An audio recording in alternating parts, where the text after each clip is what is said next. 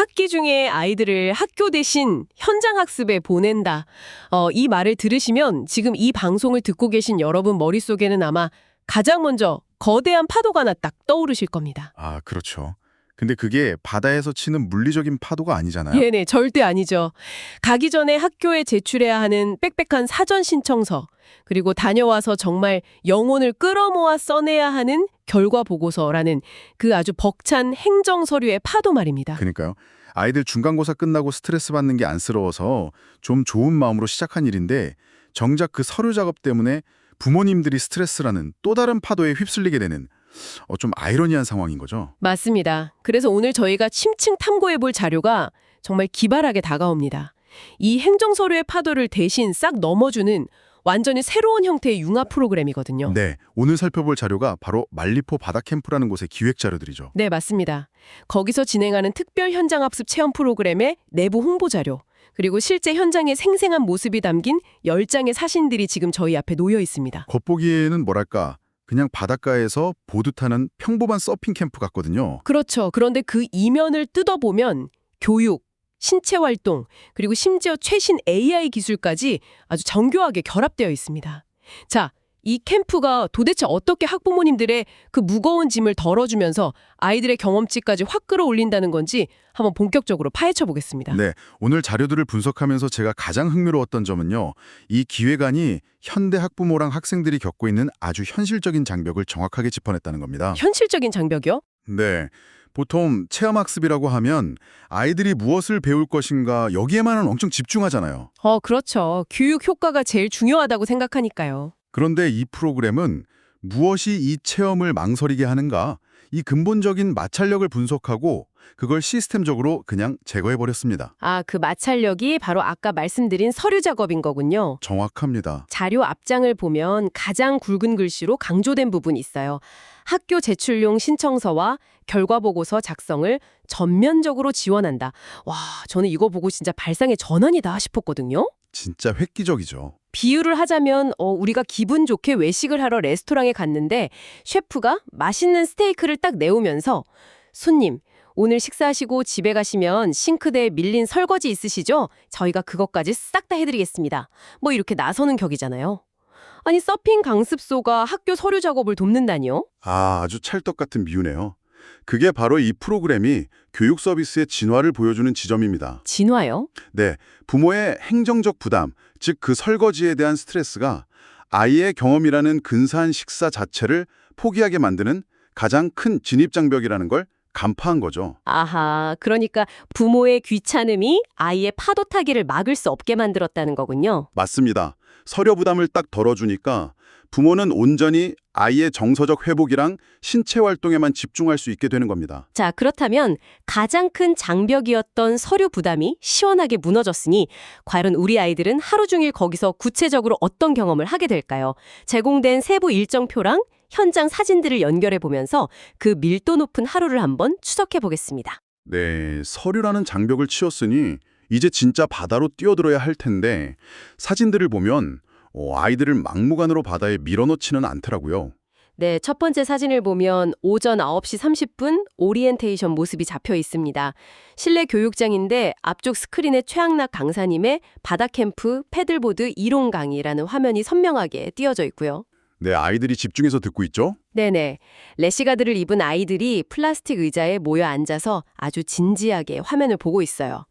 그리고 오전 10시에는 생존 수영으로 물에 조깅하고 11시에는 패들보드 기초를 배웁니다. 네, 그리고 오후 1시 30분이 되면 서핑 기초교육이 시작되죠. 맞아요. 다음 사진 보니까 아주 파란 하늘 아래 모래사장이 나오는데요. 노란 셔츠에 빨간 모자를 쓴 강사진들이 보이고 아이들이 구명조끼랑 웨수트를 입고 모래 위에서 다리를 넓게 벌린 채 기마 자세를 하거나 보드 위에서 일어서는 팝업 동작을 육상에서 땀을 뻘뻘 흘리며 훈련하고 있습니다. 이게 바로 바다로 가기 전에 뇌와 근육에 먼저 기억을 새겨넣는 과정입니다. 절대로 바로 물에 들어가지 않죠.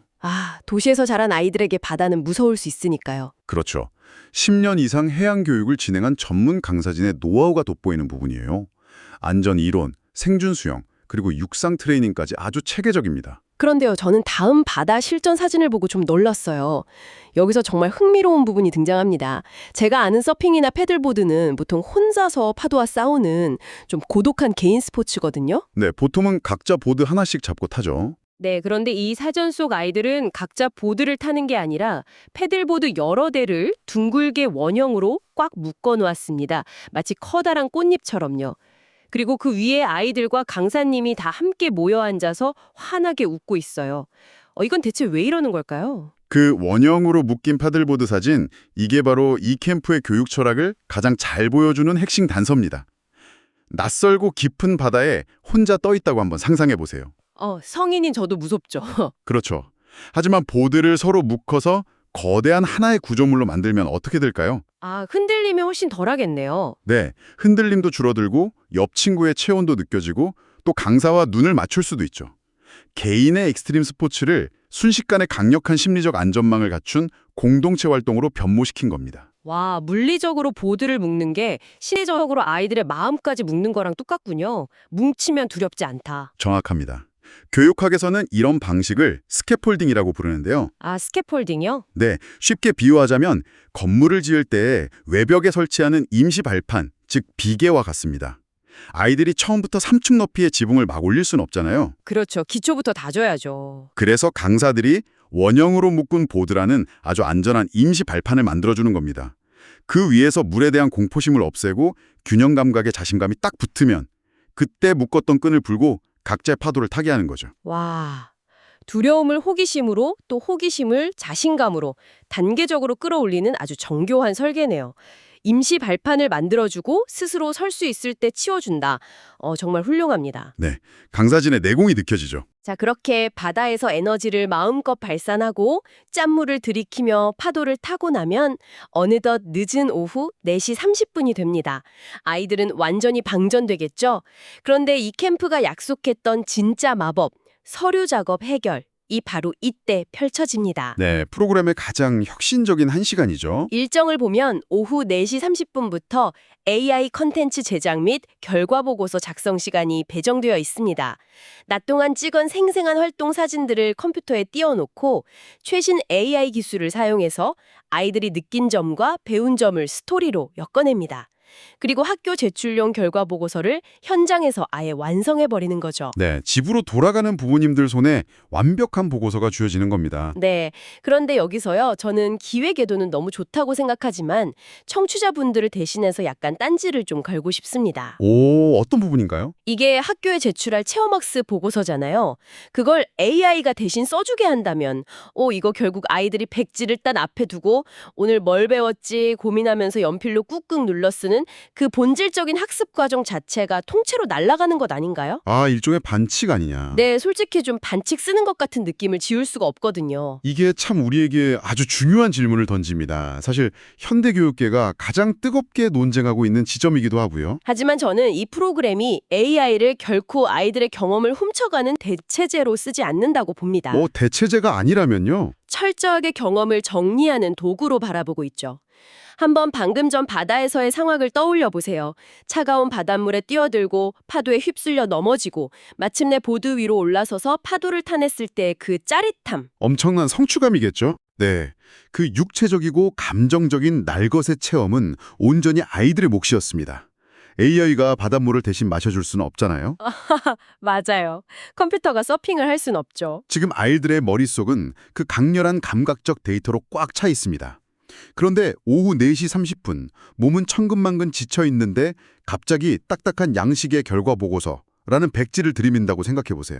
상상만 해도 진짜 싫네요. 그 생생했던 감독이 갑자기 글쓰기 숙제라는 엄청난 스트레스로 변질됩니다. 결국 대부분의 아이들은 재밌었다, 파도가 무서웠지만 이겨내서 뿌듯했다, 그냥 이렇게 단답형으로 끝내버리거든요. 듣고 보니 그러네요. 그래도 문장이 서툴더라도 그 백지를 채우기 위해 끙끙대며 문장을 만들어가는 과정 자체도 교육 아닐까요? AI가 멋진 문장으로 뚝딱 만들어주면 자기 경험에 대해 깊게 성찰할 기회를 잃어버릴 것 같다는 우려가 여전히 좀 듭니다. 그 우려도 충분히 이해합니다. 하지만 여기서 우리가 주목해야 할 것은 프롬프트 엔지니어링, 즉 질문을 던지는 과정 자체의 교육적 가치입니다. 프롬프트를 입력하는 과정이요? 네, AI는 가만히 있는다고 글을 알아서 써주지 않습니다. 아이들이 AI에게 명령을 내려야 해요. 예를 들어 오늘 내가 처음에 보드에서 3번 넘어졌을 때 엄청 창피했는데 강사님이 칭찬해줘서 다시 일어났던 그 감정을 강조해서 학교 선생님이 읽기 좋은 보고서 형태로 초안을 작성해줘. 이렇게요. 와, 구체적인 상황과 감정, 목적을 다 입력해야 하는군요. 그렇죠. 무에서 유를 창조하는 백지 상태의 스트레스가 오히려 성찰을 방해했다면 이제는 내 머릿속에 표편화된 감정을 재료로 삼아서 AI와 대화하며 논리를 구조화하는 겁니다. 아, 그러니까 AI에게 내 감정을 잘 설명하기 위해서 오히려 내 경험을 더 뾰족하게 복기해야 한다는 말씀이네요. 바로 그겁니다. 아이들은 더 이상 백지 앞에서 오는 작가가 아니라 자신의 경험을 매력적인 스토리로 엮어내는 편집자이자 감독이 되는 거죠.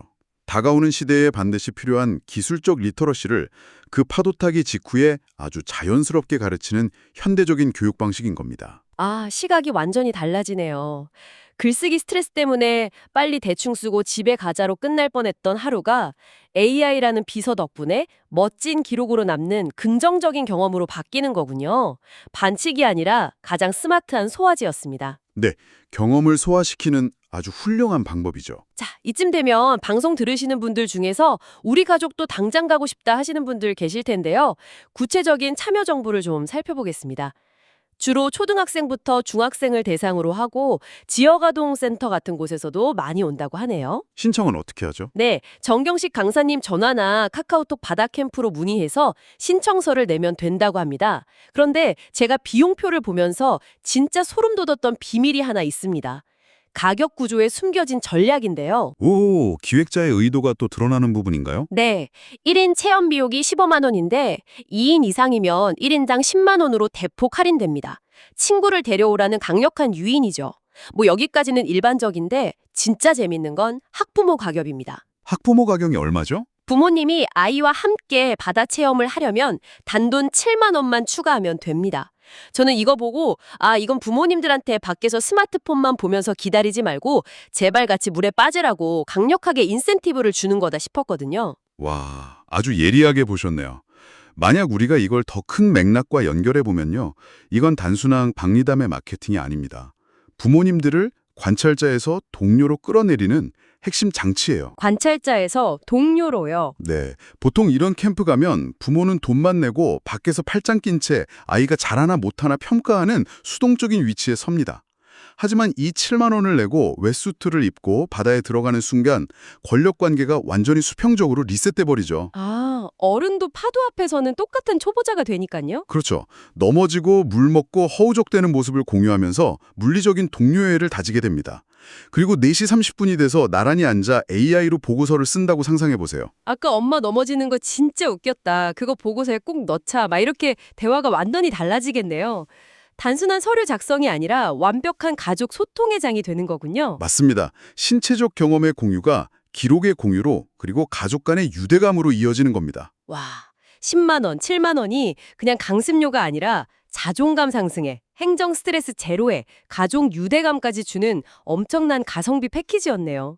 오늘 우리는 말리포 바다 캠프 자료들을 통해서 체력 단련을 넘어 학부모의 고충을 해결하고 최신 AI까지 접목한 완전히 새로운 형태의 현장학습 모델을 살펴봤습니다. 전혀 어울리지 않을 것 같은 거친 바다와 AI 실내 교육을 결합해서 양쪽의 페인 포인트를 완벽히 해결한 이 기획력은 정말 다양한 산업에서 벤치마킹할 만합니다. 맞습니다. 청취자 여러분도 학부모가 아니더라도 이 기획력은 꼭 주목해 보셨으면 합니다.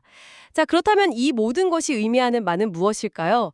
오늘 심층 탐구를 마치며 여러분께 도발적인 질문을 하나 던지고 싶습니다. 어떤 질문이죠? 우리 주변에 있는 등산이나 목공예 같은 아주 전통적이고 아날로그적인 체험들 중에서 만약 이 바다 캠프처럼 AI를 활용해 귀찮은 사후 행정 처리나 기록의 마찰만 딱 없애준다면 완전히 새로운 비즈니스로 폭발할 수 있는 분야는 과연 또 무엇이 있을까요?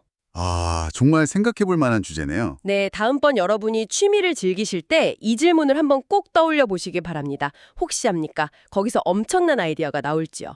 오늘의 심층 탐구는 여기까지입니다. 함께 파도로 넘어주신 여러분, 감사합니다.